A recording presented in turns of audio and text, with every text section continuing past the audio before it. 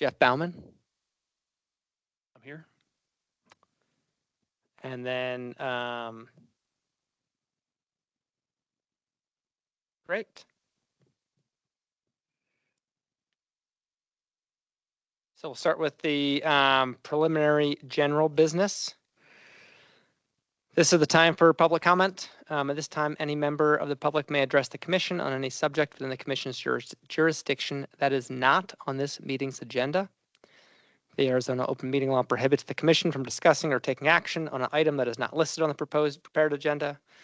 Commissioners may, however, respond to criticism made by those addressing the commission, ask staff to review a matter, or ask that matter be placed on the future agenda. To address the commission on an item that is on the agenda, please wait for the chair to call for public comments at the time the item is heard. Is there any public comment? Please step forward.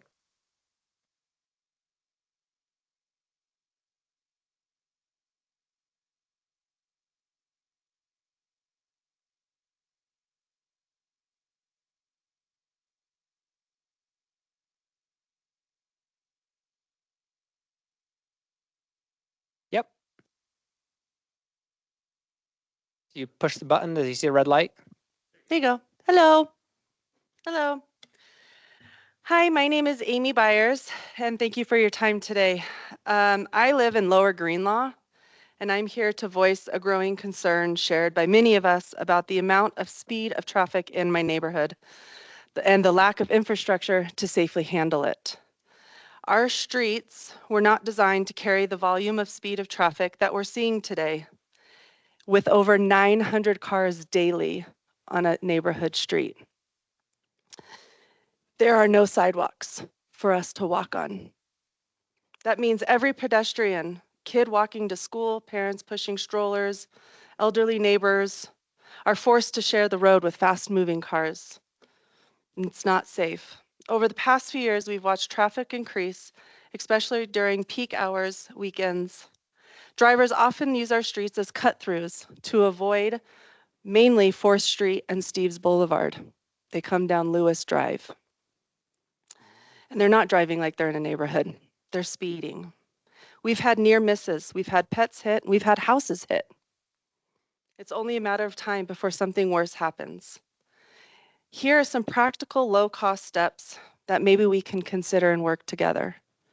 Seasonal or temporary speed bumps. These can be installed during high traffic times of the year and removed in winter. They've been effective in similar communities for slowing cars down without permanent road changes. Mind you, Section 8 housing has speed bumps in Flagstaff, so snowplows and emergency vehicles have to use them. Neighborhood entry signage, clear signs that alert drivers they're entering a pedestrian-heavy area can make a big difference. Adding digital radar speed signs can also increase awareness and some compliance, hopefully. Street narrowing or painted bump outs. Even without sidewalks, painted bump outs or edging stripping can visually narrow the road and slow traffic, making the street feel less like a highway and more like a residential zone. Also consider us as a pilot program for a project, gather data, measure impact, and scale what can work. We're not asking for luxury, we're asking for basic safety. The city has a responsibility to protect its residents, and that includes those of us that live in older neighborhoods without sidewalks and modern infrastructure. Thank you for your time. Thank you, Amy.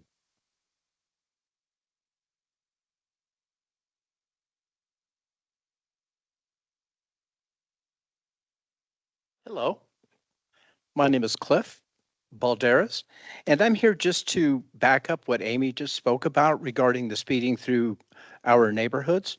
I live in Lower Greenlaw, and we do have a really high volume of traffic that's moving through our neighborhood, as she had alluded to, off of 4th Street coming down 7th and then winding their way down Lake Inn and Lewis all the way back down to Santa Fe. And I don't know what their motivations are. They're either trying to perhaps avoid the stoplight down at 4th Street and Santa Fe and thinking that going through the neighborhoods and speeding through are going to save them time. I really don't know what's going on there, but either way, as Amy had stated, and I will reiterate with her, is that there needs to be something done to eliminate this issue regarding the speeding and traffic coming through. It should just be visiting folks and residential people that are going through the neighborhood. And it's not any of that. It's above and beyond that. And so, as I'd recommended, was also, as Amy stated, to have the temporary rubber speed bumps placed throughout the neighborhood streets. And also, I proposed as well to have some additional stop signs placed in the neighborhood at a couple of locations that probably would benefit and slow folks down. And one of those would simply be stop signs at Lewis and Alta Vista Street. There's currently one there now, but it's on Alta Vista coming down to Lewis. And I'm proposing that there be stop signs east and west on Lewis at that particular intersection. And then also on Alta Vista Street, as you go up Alta Vista Street, it's a three-way intersection with Pine right there. It's actually a two-way, but traffic is coming in three different directions. And having two additional stop signs placed at that particular intersection would also be very beneficial. So hopefully the council will commission will consider these options. They're relatively inexpensive to me, I would think, to place stop signs, and also the rubber seasonal speed humps would absolutely be wonderful too. So that being said, that's all I have to say in addressing the commission, and thank you for your time. Thank you very much, Cliff, for your time as well and for coming down to share your thoughts with us.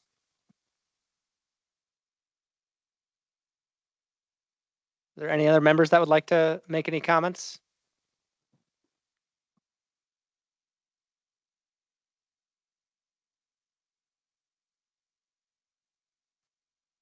Joe, are you asking about what was just said now or other comments?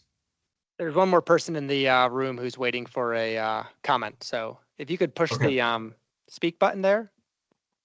Got it. Hello. Hi, everyone. Thanks for inviting the public to speak on this. My name is Thomas Byers. I live in Lower Greenlaw, basically at the intersection of Steves and Lewis Drive. I just am coming to speak as a father who really thinks our neighborhood should be a place for our children to play in the front yards, play basketball in the streets, play hockey. Rather than enjoying that, I spend most of my time yelling at people to slow down in the neighborhood. And it's not a great way to enjoy our neighborhood. And any kind of measures we can have to slow down traffic, to divert traffic for people who don't even live in our neighborhood would go a long way to us being able to literally just shoot hoops in front of our house. I don't think that's too much to consider. That's all I had to say. Thank you, Thomas.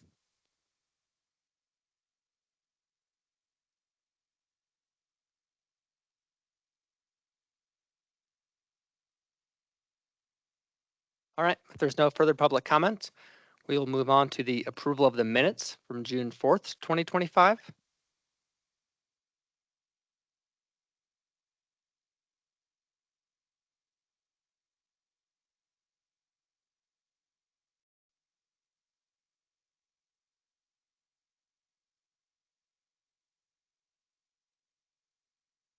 Is there any discussion around the minutes?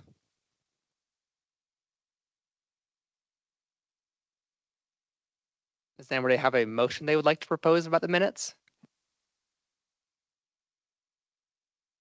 I'll move to approve them.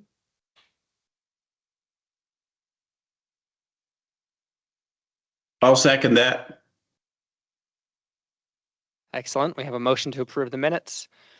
All in favor, say aye. Aye. Aye. Aye. Any opposed, say nay. Minutes are passed.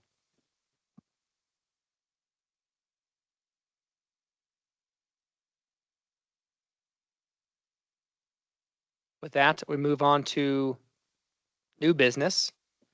The first one on the agenda is the Bicycle and Pedestrian Advisory Committee reappointments.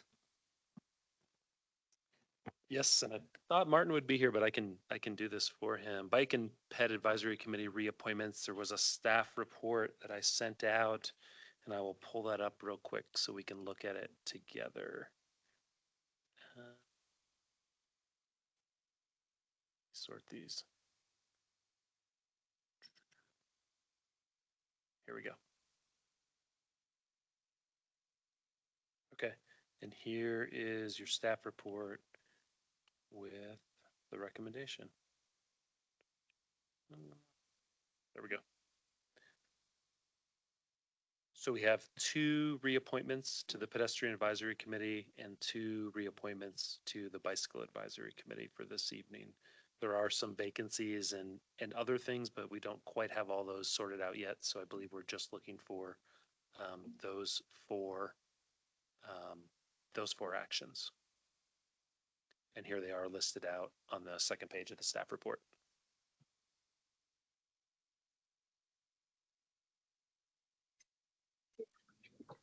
I'll Thank you. move that we approve all 4, the 2 to the pedestrian and the 2 to the bicycle committee. I'll second that. All in favor? Aye. Aye. Aye. Any opposed? None. Excellent. To the next item.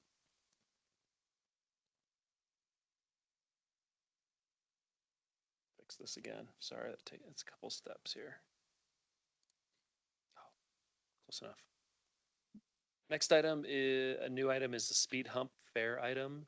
So I'll do a little bit of background on this, and then Sydney's going to take us through the presentation, which also was sent out with a packet. So hopefully you've had a few minutes to look at that. So earlier this year, in February 25, the mayor brought forward what's called a future agenda item request to the city council. Those happen at the end of the meetings. The person bringing forward this item on the city council does just a really short introduction and then asks if there's other members of the council. I think they need 3 total who support this idea. And the reason we have this process is so that one individual member of council can't direct staff to go do a bunch of work. They want to make sure that a couple of people are interested in this item, not necessarily a majority, but a couple, so 3. So the mayor got support for taking a look at speed humps in Flagstaff as a new traffic calming device for existing neighborhoods. That's part of the spin that we put on it. And the issue historically has been snow plowing and speed humps in Flagstaff, but we're seem to be at a spot where we're interested in, staff is at least interested in supporting going forward with this, maybe on a trial basis. So that's what we want to talk about, kind of the parameters. We've worked with Public Works, which is snow plowing. We've worked with the fire department, who's here represented tonight. Thank you, Chief. Police department and stormwater. Those are kind of the different areas that are impacted by this potential speed humps in the street. So with that, I think I'll just turn it over to Sydney. She's got a great presentation and will lead us through this discussion.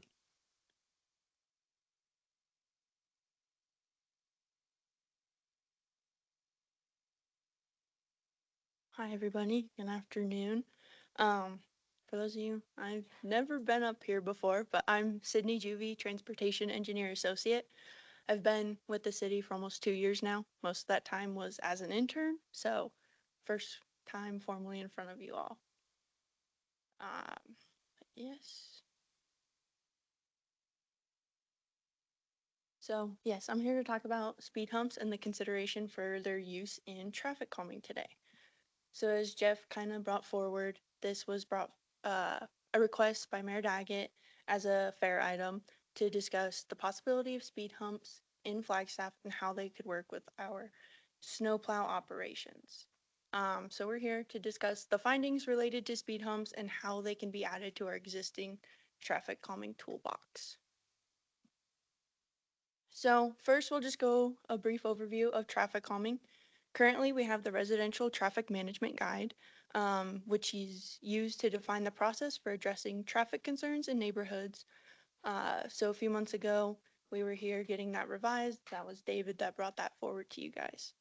But in general, this is broken into 4 different categories: speeding, excessive volumes, pedestrian crossings, and bicycle facilities. So for speeding, we have a threshold. This threshold is that 30% of vehicles have to be traveling at least 5 miles per hour above the speed limit.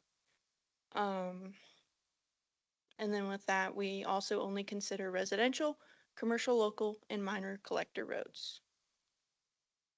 So in our existing toolbox, we have different tools for different types of traffic concerns. So the first one is going to be speeding. Few examples, we have signing and striping changes, so kind of that top right picture there. Some radar feedback signs, speed tables, medians, and traffic circles. For volume and cut through, we do half closures and full closures or diagonal diverters, which is that last bottom right picture. For crossing issues, we can do striped crosswalks and pedestrian signs, curb extensions, ped refuge islands. And then for cyclists, we can do shared lane markings, striped bike lanes, buffered bike lanes, and advisory bike lanes, which is that bottom right picture there. So with our new developments that come into the city, most of them they are now designed with traffic calming in mind. So the length of straight segments is limited. Curves are used, intersections, and other traffic calming tools as needed. Many of our older developments in town were not designed with these same traffic calming considerations, and therefore we have most of our speeding concerns from these older developments. In most cases, traffic calming requests are not linked to safety. We check crashes on all of them, and there's no crash history usually, but instead it's more of a quality of life issue for these developments. So going over a few of our previous projects, we've done, here's an example of 4 university medians, university circles, Woodland Drive circles, and Fremont asphalt art. So this kind of compares the before percentage of speeding, that would be that percent that qualified the residential area for traffic calming. After we implemented our traffic calming tools, the speeds were reduced so that you have at least 13, 11% on a reduction of all of these. So in general, we are successful in these projects. But now getting into speed humps. So speed humps are considered an effective traffic calming tool. They end up reducing speeds on local roads by 5 to 13 miles per hour. They're used in many different cities, those including Arizona and other peer cities that we looked into that got comparable amounts of snow. They're also low cost, roughly $7,500. They're low maintenance and enforce themselves and help to address that quality of life issue. So with speed humps, we're not talking about speed bumps that you would see in a parking lot. These are a little different. They're going to be roughly 3 to 4 inches high, and they're going to be 12 to 14 feet long in the direction of travel. So they'll be more of a gradual grade than a speed hump in a parking lot would be. But with speed humps, there's a few other things we need to consider. So the first thing is, in our traffic calming process, we have that threshold of 30% that I previously mentioned. But since speed humps are more cost effective, there's a possibility that we could consider a lesser threshold for this specific tool. So for example, if we lowered that requirement to 15% of vehicles traveling more than 5 miles per hour above the speed limit, we would have added an additional 2 projects over the past 5 years. If we lowered that to 10% of vehicles going 5 over, then we would have added 6 projects throughout those past 5 years. Next up, we have where can speed limits go or speed humps go? So most cities limit the use of speed humps to local and minor collector roads only. So we like to, or most people avoid critical routes. So that's fire and emergency response routes, priority plow routes, and transit routes. Usually these overlap with our functional classifications, but something additional to consider. We also consider using speed cushions. So that's that picture on the right there. Speed cushions are a little different than humps. They'll have gaps in between for cars to traverse a little differently. It would allow emergency response vehicles to actually straddle the cushion and not get as much impact from it and therefore minimize delay.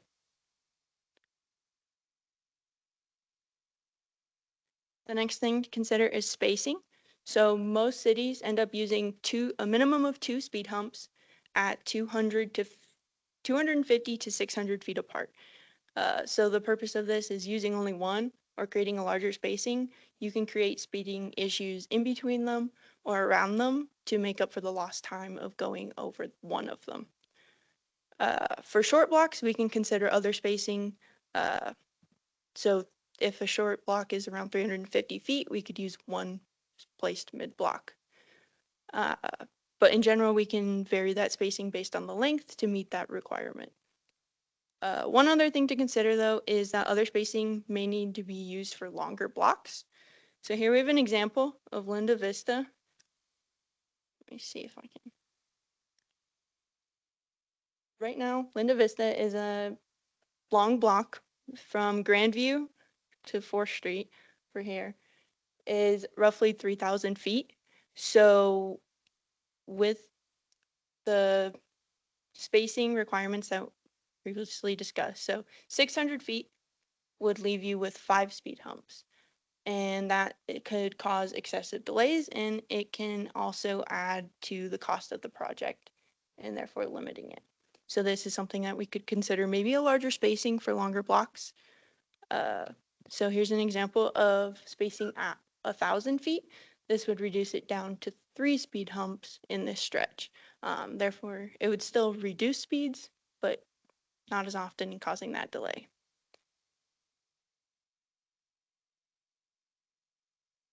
Next, we have costs. So currently, we don't have an annual budget for traffic calming, and so the amount that we can do is limited.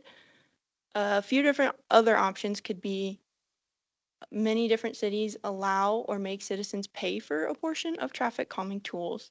So allowing citizens to pay could increase priority. So if citizens are willing to contribute, then their project moves up in line. Next option is paying for a portion based on the percentage of people that are speeding. So think about those thresholds. Maybe if these are hypotheticals, but if 30% of people are 5 miles per hour over, then they could pay for none. Whereas if 10% are speeding, then maybe you pay for 50% of the project. And then the last one is to make citizens pay for a portion based on the volumes of the road. So one example would be if specifically for local roads, if volumes are over 700 vehicles per day, then you wouldn't pay. If they're under that, then you would pay a portion. A few other considerations. So we met with other divisions to get their input on these things.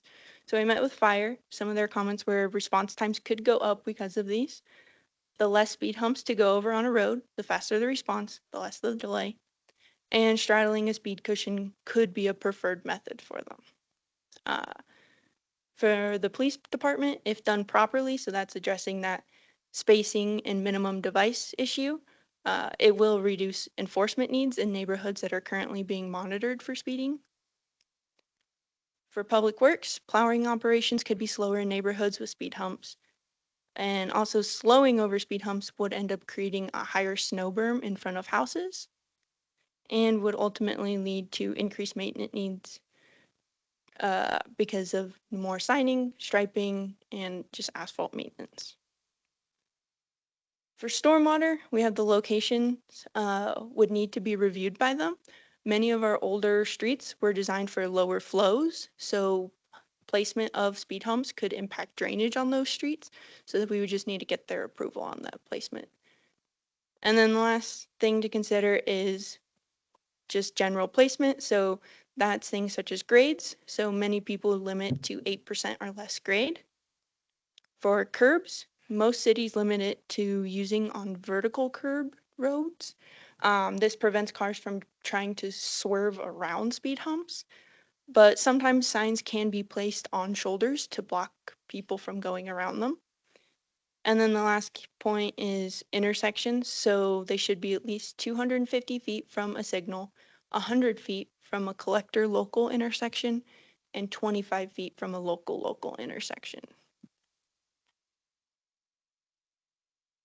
So that kind of wraps it up. So we have some of our recommendations. So we'd like to include speed humps in the residential traffic management guide as a tool for speed concerns in existing neighborhoods. Allow speed humps on local streets. Allow speed cushions on minor collector and commercial local roads. Consider a modified threshold for speed humps. Use a minimum of 2 devices with spacing of 250 feet with uh, additional consideration for those longer blocks. Further discussion on how speed humps will be paid for. Use them on roads with up to 8% grade. Allow on roads with all curb types, including no curb, utilizing signs when applicable. And then utilize appropriate spacing from intersections and consider the feedback received from other divisions. So from there, we'd like any feedback or direction, questions you have for us.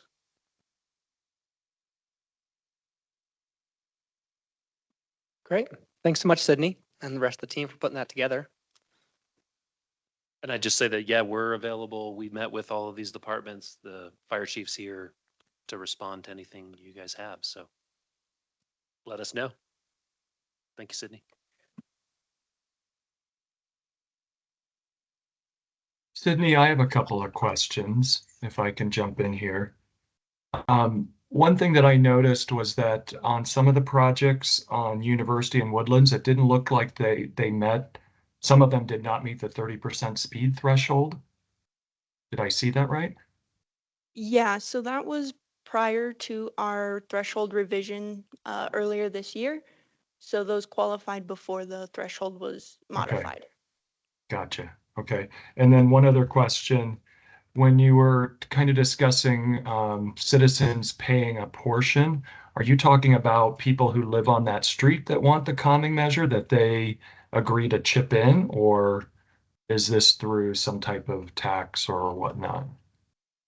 Yeah, it would be the affected area, I believe, The but there's still affected more area. to look into for that one. Okay. Okay, thank you. I just follow that one up. Yeah, it would be the affected area, kind of like when we've done other traffic, like in the residential management guide, we talk about we need a certain percentage of people on this affected area, 100%. Cities Right. do it differently. We need to develop that detail if you thought that was a good idea to even go forward. We haven't ever charged, but it's something we see a lot in the things we've looked through. So like, okay, we're kind of opening the book. Why don't we talk about all these things? So. Okay. Yeah, I mean, I don't necessarily think that's a bad idea if the either the volume's not that high or the speed's not that high, that if the people in that affected neighborhood really want that project to happen, then they could push that forward by agreeing to pay part of it.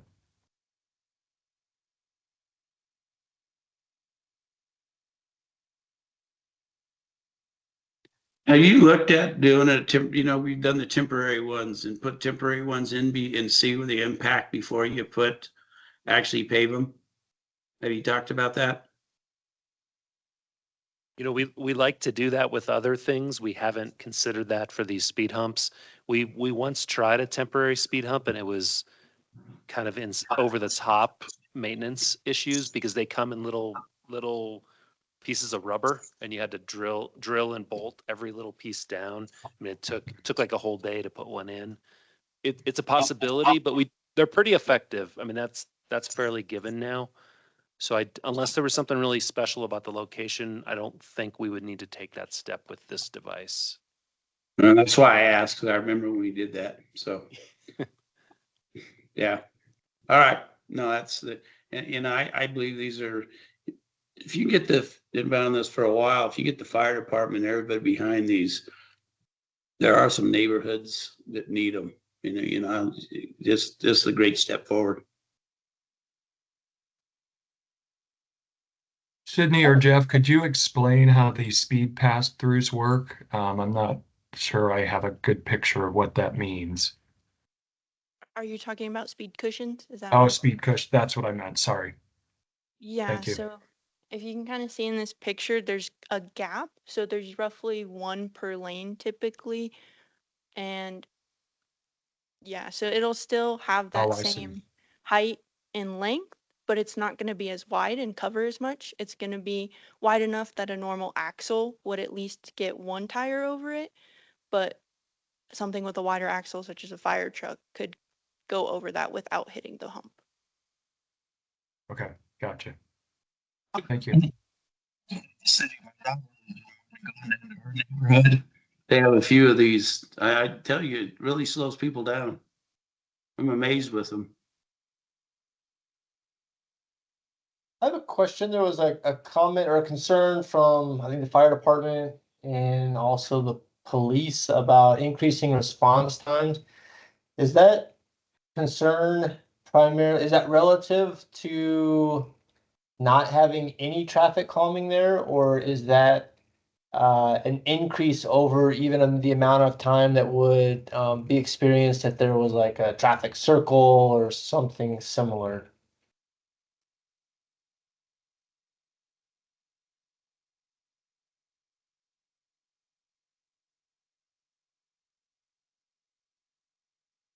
Good afternoon. Thank you for the question. Mark Gaylord, your fire chief. And, you know, traffic calming and anything that slows down the emergency response component for any reason, I think is the concern that we always have. And then in speed humps and various types of traffic calming devices, sometimes we encounter multiple occurrences of them along a route towards an emergency. So it's a concern in that regard. Just we distribute the fire stations across the community in an attempt to have a timely response, and these certainly become, I'll say, concerning to us. But working with our team, we think that they've mitigated some of those concerns, and certainly appears to be a way for us to move forward. I'm probably the rare fire chief that will stand in front of you that says, for instance, that I think traffic circles are great. But I would say they're great if they are designed correctly. Because I've encountered both, and when they're not designed correctly, they become a big deterrent to moving firefighting apparatus through the community. But when they oftentimes are a great alternative to the intersection that was there prior to their construction. And so we try to be open-minded. We support the work that this transportation team is doing, and we think they've really mitigated some of those concerns. Excellent. Thank you for answering that. I have a question on the constructability of this. Is this like a thin layer of asphalt that lays on top or is tacked to the existing layer of asphalt, or is there saw cuts and then we have to compromise the integrity of the actual road to place Might these? defer to you, Jeff. I'm not quite sure. Flip to your slide. It actually shows the cross section, the way it's shown. I think there's different ways to build them. This one, if you look closely, they show that you're going to mill down 1.5 inches and then place the new asphalt. If it's 3 inches, it'd be 4.5 high. I think they could also be saw cut. I think I've also seen them just a tack coat and paved right over the top. I think there's different methods. We'll have to experiment here and see what holds up in the winter with the plows and They would be the weather. considered a long-term part of the street though, right? Yes. So when the street's repaved, they would be put back and it would add a little, I mean, we kind of hinted at that. It would add some cost because you're not just milling down the street anymore. Now you're doing special things to remove those, put them back. Yeah, there's forever maintenance on them.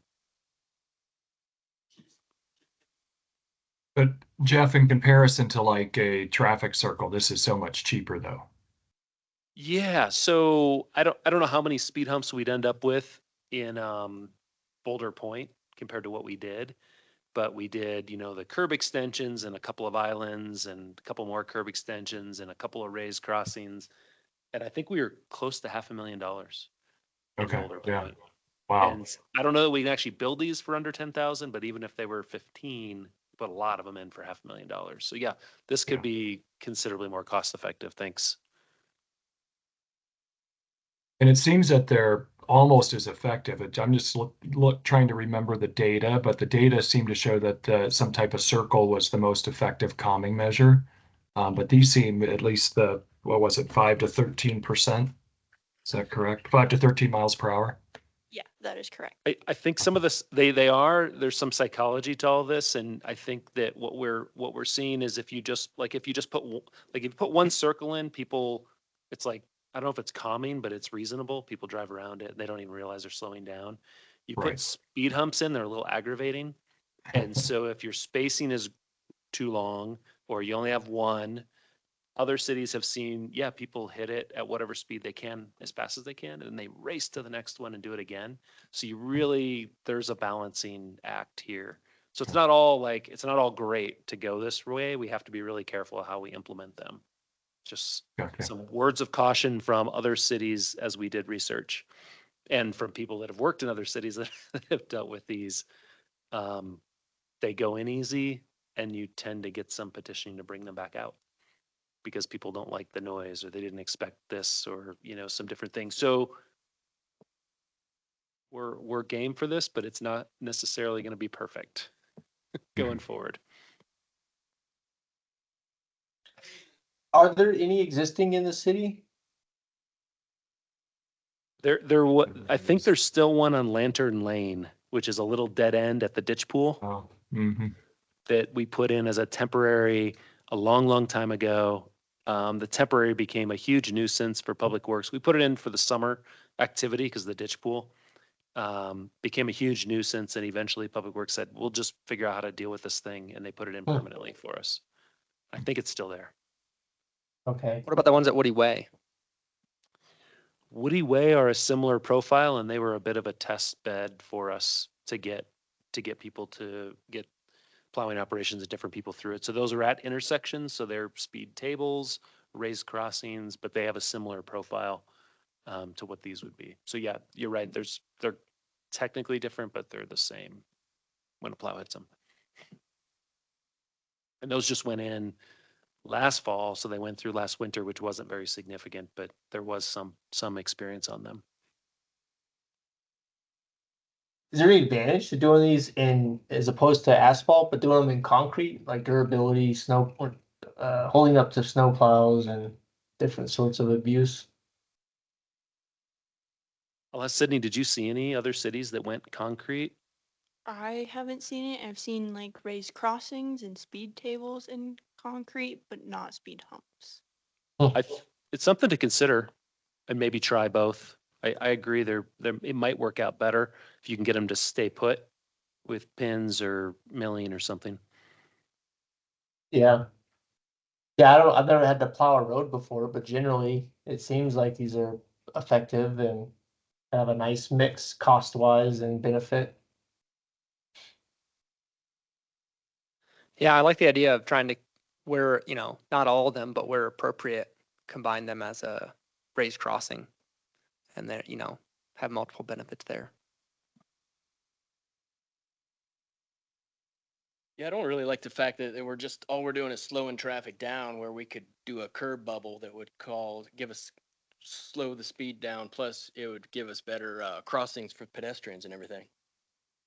And we're talking about some existing neighborhoods, so they're probably due for sidewalk upgrades anyways, right? I mean, I'd be more in favor of that than destroying the roads we have existing. And so we're not eliminating that ability to do those curb extensions where they make sense. Those are tricky in existing neighborhoods with drainage, and tend to not slow cars down much, but they do a good job of bringing pedestrians out to a more visible location. But speed humps, circles do a much better job slowing. Those just roadway narrowings from the edge don't do much. They're good for bringing pedestrians out beyond parked cars, especially like downtown.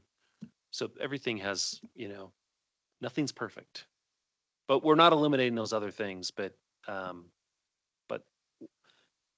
these will likely be the first choice because they're so much easier to implement going forward.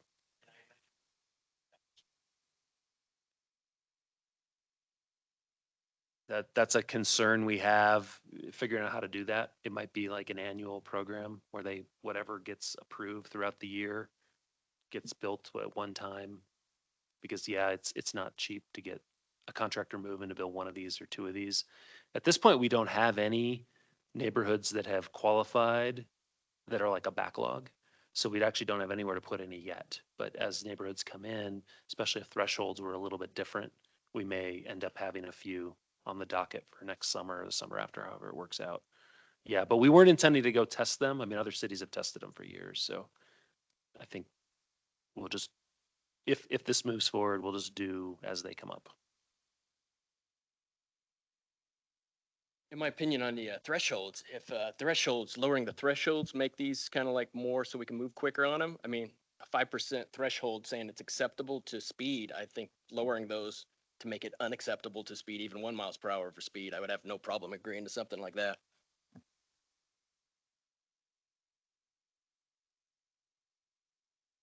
So this is good discussion. We do have a list that we'd love to go through and make sure we hit all the points, but keep going with your discussion, then Sydney will rein us in to make sure we've hit all these points. Because again, you're kind of our dry run, getting your opinion and feedback. We're going to incorporate that into this presentation. So anything you have throughout the presentation you want to give us feedback on, and then especially this last slide, and you need to call for public at some point too. So Right. Yeah, I think overall,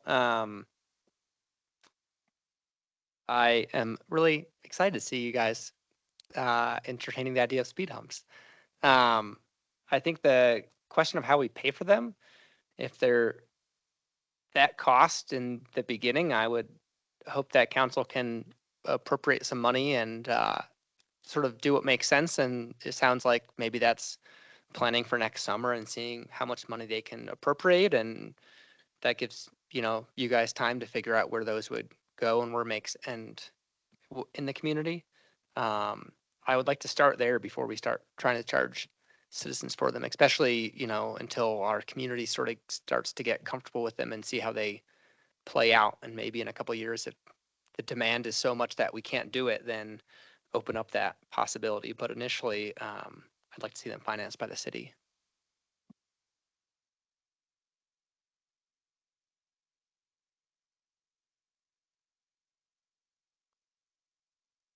Okay, so you have more on the presentation then, or? So we'd like your feedback on each of these bullets on this slide here. Okay, well, yeah, let's call for public comment now then. Would any members of the public like to speak on this?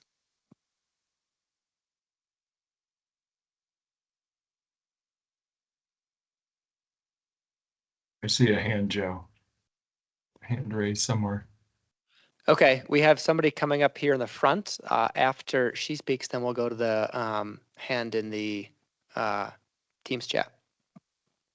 Hi, Amy again. That was a great presentation. Thank you. I learned a lot. I'm very happy to hear that we're even discussing this and open to a possibility of the quality of life. I couple of questions that came up for me were, does this help with traffic mitigation? Because maybe we don't have 5 miles per hour, a certain percentage if we don't lower the threshold, but we have the volume of 900 plus cars driving on one traffic neighborhood street that's not a collector street. So would the speed bumps help just calm the amount to annoy, essentially the drivers that they can't speed and or go through it anymore? Also, I'm just really I had so many. The presentation was great. I just had so many thoughts through it. We have talked Tucson. Their neighborhood pays for speed humps. And when we met with David back a couple months ago in our neighborhood, when him and Sydney came out to see what was going on and talk to the neighborhood, which we were super thankful for, we offered that. We said we would love to help contribute to this problem because we have so many family members that constantly can't walk. They feel unsafe. And so I think asking the community, we're willing to work with knowing that there's not a surplus or grants or whatever's happening out there. And that quality of life is huge for neighborhoods. And I also want to know, where do we get the threshold of 30% speeding over 5? Where did that number come from? Is that just a number that we pulled, or is that some scientific data number? Or, if the threshold is flexible, where does the 30% come from for speeding is another question I have. But I'm really thankful that you guys are considering this. It definitely would improve my family's life as many other lives. Thanks, Amy. I give a shot at answering that threshold question. So I think there's one priority for traffic projects where there's like a personal injury risk or hazard of known accidents. But these neighborhood projects for traffic calming, because they don't have that injury yet, it's a balance of trying to find how much time and funding the city has. And I think it was sort of put up as what seems to allow certain projects to move forward and prioritize those ones first. Yeah, it was basically a cut line that we established with you last year when we were updating this, just like Sydney showed, if you drop it, then you have a lot of projects, and at $500,000 a year. So it's basically a funding availability. So somebody online still looking to talk? Yes, hi. I'm CJ Lukey, 3037 North Jameson. I live right next to Steve's Boulevard, which I think is a prime candidate for a speed hump. I'm also on the Planning and Zoning Commission, but I'm not speaking on behalf of them. I'm speaking on behalf of myself. So thank you to the staff. It's an excellent discussion. You guys are so smart. It really is heartening to see all the great discussion. I would just be so in favor of speed humps because I feel we need it. And one of the other concerns might be how many pedestrians are there. We have a large unhoused community, about 10 people a day that walk down Steve's Boulevard to get to Bushmaster. We also have kids that are coming from the middle schools who are riding home during the day. So there's a lot of pedestrian traffic on Steve's Boulevard that I think could also be considered. So I just want to say thank you and say I'm definitely in favor of this. Thank you for your public input.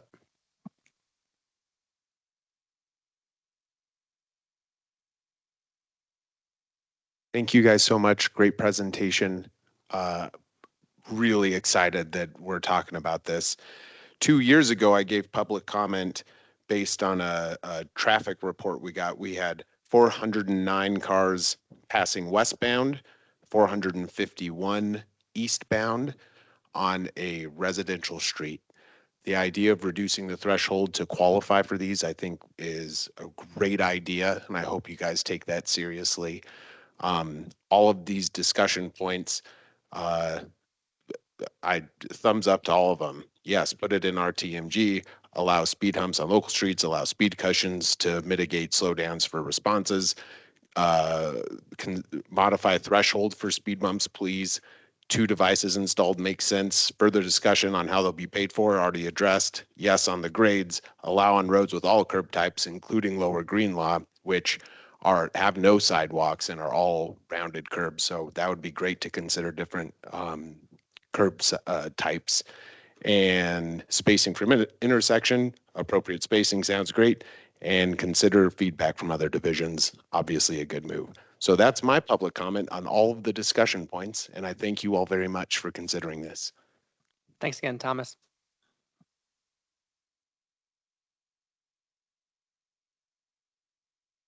All right. As a commission now, we'd like to provide some feedback for this. I will propose that if people have concerns with these specific things, we sort of go through them and voice the concerns. I heard a lot of interest and support, and I'm trying to figure out, how to do this so you don't have to get 6 comments on each bullet. Does that make sense? Anybody have any concerns with that process? I'm not hearing any. Does anybody have any major? One thing I do believe in, since I used to work for somewhere that we had parking lots with a number of speed bumps and on Mustang Way, that you signage every one of them, so when they're plowing, it makes it a lot easier. Set of certain signs where they're round, I believe with the snow plowing, you may want to put that in there. Because you have different plowers going through, and the signage would help.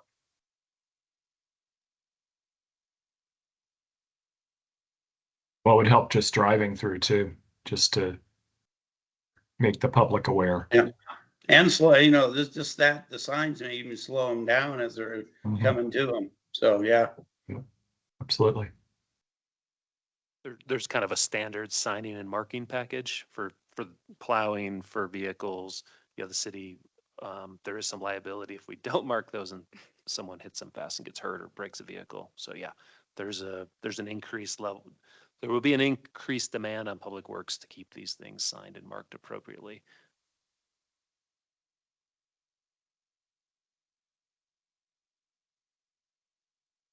Excellent. Well, I will, maybe I'll go through and summarize the comments that I've heard. And if anybody has any concerns, by all means, feel free to speak out and correct me.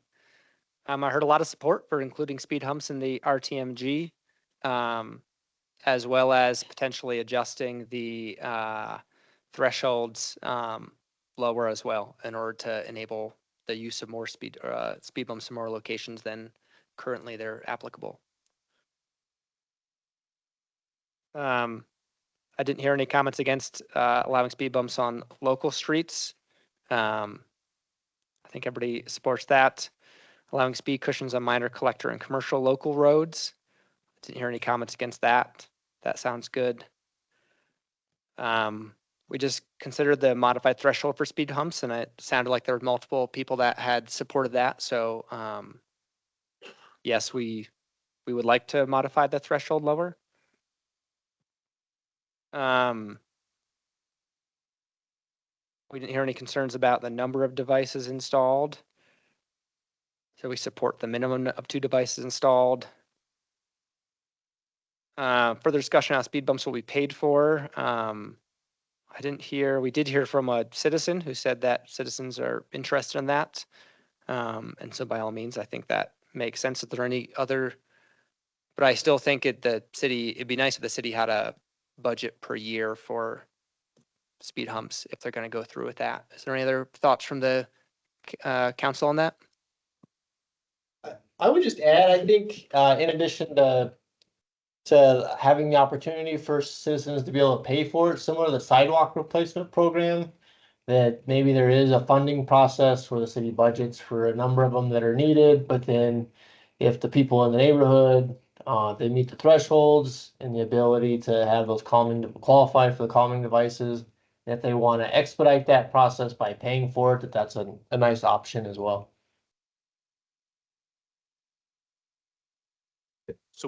So I think our plan will be to present those, we'll just present those options to council and see how far that discussion goes. We won't have a clear direction, but we'll give them all the options. That works. Thank you. There was no discussion on road grade, but I think that means that nobody's terribly concerned about up to an 8% grade. Do you have a reference for what street in this city is 8%? So I'll go a little differently. 10% is our maximum on a local street. So if you've been, I'm trying to think where we have 10%. Sparrow? The end of I don't Cedar think Sparrow's even quite that. at 180. Sparrow might be pushing 8%, maybe. Forest coming down Forest the right by hill the hospital. is going to exceed that. Yeah. So local streets, we go up to 10%. So there definitely could be some local streets that are over 8. And then minor collectors, I believe we max out at 8%. So you shouldn't find any minor collectors that wouldn't qualify. So just be locals that are very steep. There are a few out there, but it's not a big concern. I'm glad to see that you have on here allowing roads with all curb types. We do have a ton of rolled curbs in this city. So thank you guys for considering those options. And I think we support you guys in using appropriate spacing for intersections. It sounds like this will be a learning process to some degree as you go and figuring things out and using best judgment from other places. And then we support you guys using feedback from other divisions. I'm really glad to hear you guys have already worked through it with most of their divisions at this point in time, but I'm assuming that means on an individual basis, like when you choose a location, you'll talk to stormwater and fire and police and sort of make sure that makes sense. Yeah, we'll have to develop the internal process, but it'll be similar where we have a neighborhood come forward, we'll have them fill out the form, we'll meet with them and talk about it, we'll measure speeds, and see where they land on kind of the spreadsheet tool. And then we'll probably do that work behind the scenes with stormwater and fire and PD and public works, and then do our usual, invite the neighborhood, say, hey, here's what we came up with, and do the discussion here for a final call. I think that's probably what we'll work up, but we'll have to work up a little different process because we don't typically go through those extra kind of behind the scenes steps, but that won't be a big deal.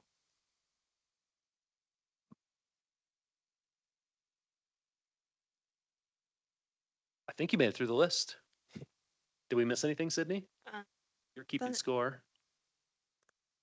I don't believe so. Seems like we have a consensus on it all. So our So- next step is, oh, sorry, go ahead. Oh, one thing that was in the presentation that's not in this list was you mentioned longer stretches of road where thinking of going up to 1,000 feet between the speed humps. And one thing I'd like to see with that is some data to show that that's still effective. Because I'd hate to go, okay, we need to save some money because there's too many speed humps, but then it's not effective.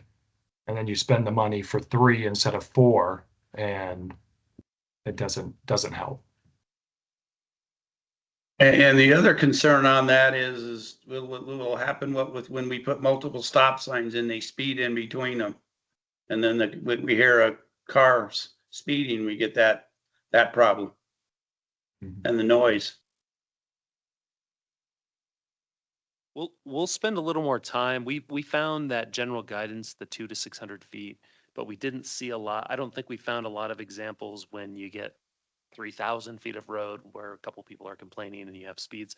So maybe that may be some calls to Phoenix or Scottsdale, places they've been doing this for years, and just see how they handle these so we can get a little better feel for it. Cause yeah, we don't want to make things worse with the speeding in between, and that's a real risk.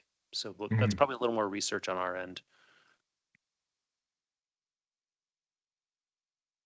Great. Well, thanks so much. You did a great job, Sydney, for your first presentation of the commission.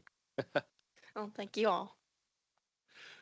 So we'll get this scheduled for city council, and I'll let you, it'll be a very similar presentation. We'll update it a little bit, and I'll just keep you informed. Nobody needs to show up. You're welcome to, but you don't need to show up. But we'll do this again with the city council, and hopefully they'll also support these recommendations, and then we'll come back to you kind of with it packaged better so we can just work through the fine details. But yeah, we're on a good trajectory so far. Thank you for the discussion.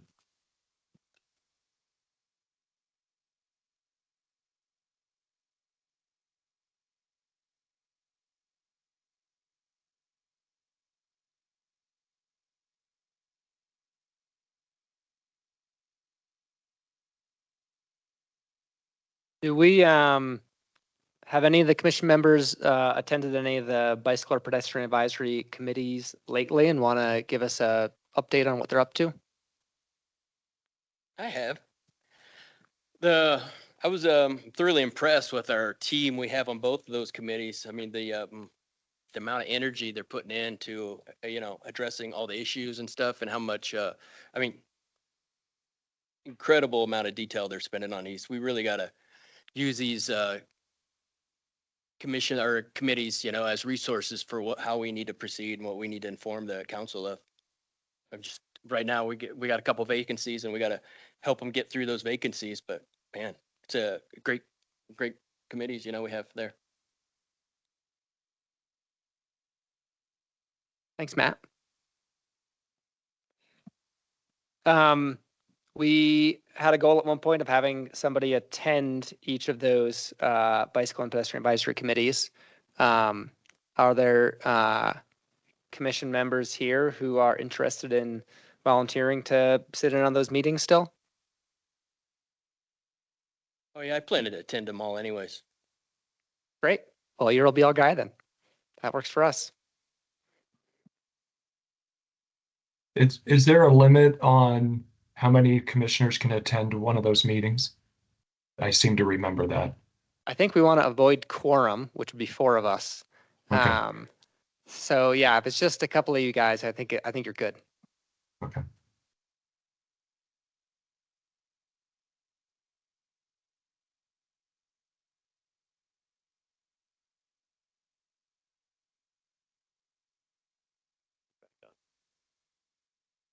So let's see, I threw a number of projects on this update list just to give you a quick update, nothing formal. Happy to answer questions if I don't go deep enough into the details on any of them. Quiet zone interim improvements. So we've completed all of our interim improvements. The final piece was striping the dynamic envelope at the train station. If you've been downtown at the train station, there's a gigantic bright yellow line now that says stay back. It's a yellow line and it says stay back. So it's even above and beyond what we had previously. So that's down the whole platform between San Francisco and Beaver. Actually, the FRA, Federal Railroad Administration, reached out to me today and wanted to have a kind of a conference call here next couple of weeks to go through all of our improvements. They're really happy. I mean, we've done well with the crashes for the past 6 months or so, and they just wanted us to walk through what we've done and what we think's been working and what hasn't been working with kind of a broader FRA staff. So that'll be kind of fun. We're getting organized for that. One thing we are seeing, and we've reached out to the police department, is the fence that we put in actually right out here along. It's between Milton Road Bridge and Beaver Street. There was a chain link fence, and we extended the chain link fence all the way so it's continuous, and actually added expanded metal for a second layer, so you can't really climb it on the new section. But we're still seeing a lot of pedestrians. They seem to be Flag High kids that walk from Flag High, go under Route 66 through the box culvert, and then climb that fence and head over to downtown. So we've got PD. I mean, we know when Flag High lets out, so PD's working that for us. That was something that been happening, and we've got them out there this week. So, yeah, it's very direct, but not safe. Let's see, 4-seater Lockett Roundabout is done. Hopefully everyone's been through that. We've had a lot of positive feedback. It's fully done. We've had our walkthrough, so it's pretty much done. So Congratulations. yeah, Nice. that was quite a summer. Let's see, Butler Complete Streets. We've hired WSP as the designer. They've had their notice to proceed, and I believe they're working on environmental clearance, which is a grant requirement. Do you want to talk about this one, Martin? Which is a grant requirement that needs to get done by, I think, February. So there's a big hustle to get that done to keep the grant alive. We'll be fine, but it's just a big hustle. Let me move down a page. Schweitzer Mesa Trail. Still can't get Martin enticed to come on down. Is under construction. This is a pretty cool trail from downtown, wrapping around the mesa up above Fry's and over to the Schweitzer and Turquoise roundabouts. That's under construction. We're a ways off from finishing it. We've got a few hiccups, but next summer. We'll be live next summer. Yeah, Martin agrees. Asphalt foot repairs. I think we actually talked about this. We had David Nixon, the project manager, come talk about this 2 months ago or 4 months ago. Those are done now. So all the asphalt foots trails in Flagstaff were repaved this summer. Even little sections like 4th and 66, a little piece of asphalt were all done. We've had a couple of kind of ponding water issues in a few places that they're working out. I think most of those have been fixed, but you may see a few little repairs. So super exciting. We've had a lot of positive feedback on that as well. That turned out to be a really cool project. Did you guys do this little section across from the Summit Spas? Yeah. Wow, man. We didn't even I haven't miss been that riding my little bike bit. enough. I know, it's I beautiful. had resigned myself. I was like, man, they're going to demolish this thing in a year for the Lone Tree Overpass. There's like no chance this is getting done. So It's thanks, done. guys. Yeah. Martin insisted on catching that little piece. That little piece, the little button hooks by Dutch Brothers at 4th and 66, all those got done. It's really nice. You go through there. So Jeff, I have one comment in regards to the paving on 180. I mean, it's Yes. really not, it's very, very nice. But what it did make noticeable, particularly when I was roller skiing those sections, is that some of the cement handicapped ramps were not in great shape.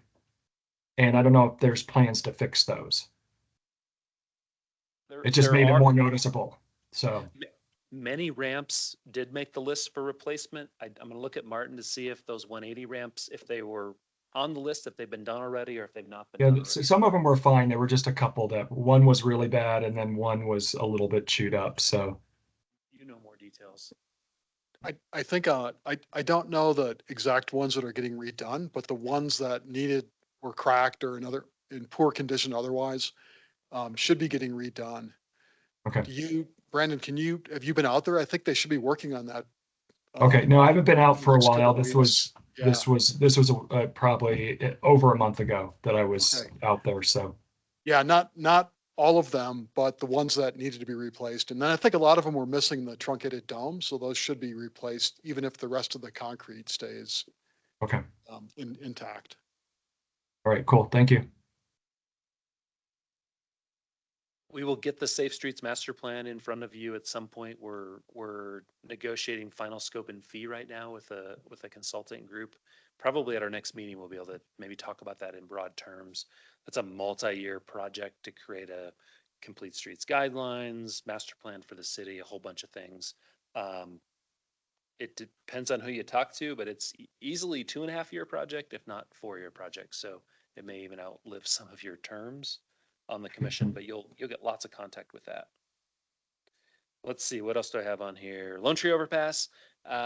We met with them today, actually. They're probably gonna be, you've probably noticed they've done a bunch of paving, so it's not half done, but kind of half the street's done. You're gonna see traffic flip over to the other side here pretty soon.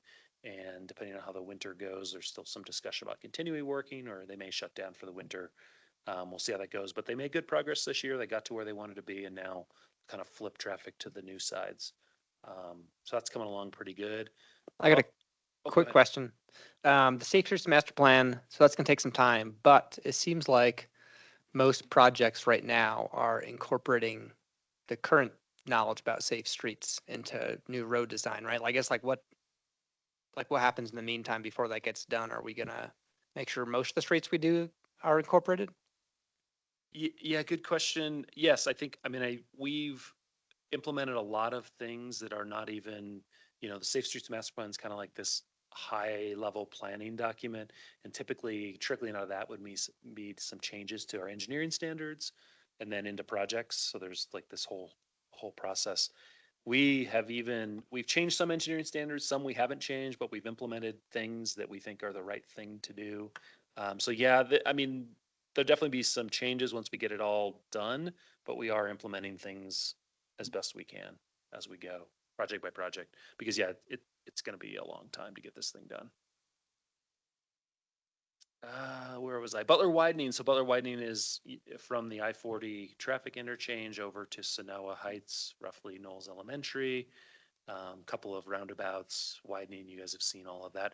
The Phase B design, which takes it from 30% to final, was recently awarded. The design contract was recently awarded at City Council, and we actually kicked that off this week as well. So we tried to do all the public engagement, all of the design work, all the public touching stuff early on. So you probably won't see much of it, but I'll keep giving you updates as they kind of fine tune the design.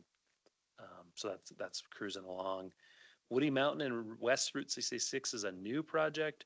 This was a surprise to us. So in the state budget, the city was, I don't know if awarded is the right term, but in the state budget, we were appropriated $1.9 million to build a traffic signal.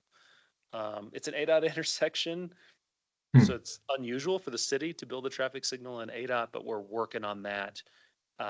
We've got a designer pretty much on board. We met with the sponsor, which was Senator Rogers, out there on site. She's anxious to get this done as quick as possible, so we're doing everything we can to get that built as soon as possible. Working with ADOT on whether that's a permanent signal, because if you know the intersection, there's no sidewalks, there's no curb, there's no anything, so there's lots of guessing if you try to build a permanent signal for what that final configuration will be. We're talking ADOT about doing a span wire, which is what's at Butler and 4th today. So you set 4 steel or wooden poles at the 4 corners and then, hang wire and heads and everything. Much quicker and cheaper to install. And the deal with the $1.9 million is that we can actually keep the money if we don't spend it all on the signal improvement, use it along the corridor for other improvements. So we're kind of balancing the two ideas. Let you know how that goes. Yeah. Since it's an ADOT intersection, are we gonna be able to build the crosswalks like we want to build them, or are we got to build them like ADOT where you only get one crosswalk around? There's no sidewalks in the vicinity of this location. So what we've been talking about is doing something similar to Butler and Fourth, where there's a push button that calls the green signal. Because occasionally someone will show up on a bike or a ped, but there's no ramps, there's no sidewalk, there's nothing out there. Yeah, it'll be a hybrid. It's just it's currently a very rural spot, but it won't be forever.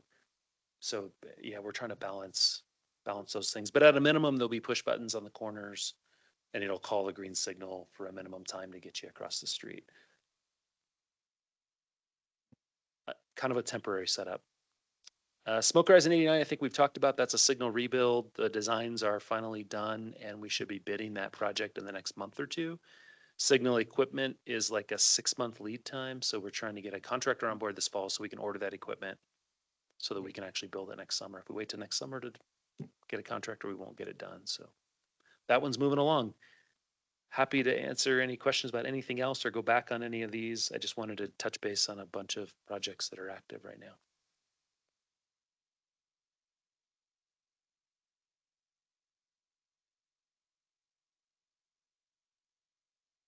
Thanks so much, Jeff. Any other comments from commissioners?